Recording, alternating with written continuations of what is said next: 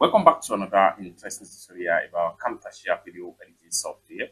And in today's video, I will show you how to set up graphics accelerator dedicated for your Camtasia video editing software for smooth and effective editing workflow on your PC. For that, what you want to do is to come to the top right here, and then make sure you navigate to Edit tab.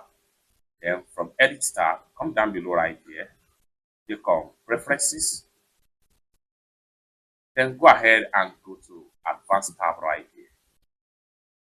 Next thing you want to do is to come right here and make sure you switch from Microsoft Basic Render Driver to your preferred graphics card on your PC. So this particular PC here is using Intel HD graphics card of 5500, which is highly recommended because it's bigger than the PC graphic driver recommended. Okay. Now, once you select your graphics card recommended, come down below right here. And make sure you go ahead and then hit on OK. And with that, you have assigned a dedicated graphics driver for smooth and effective editing in your Camtasia video editing. So it's that simple.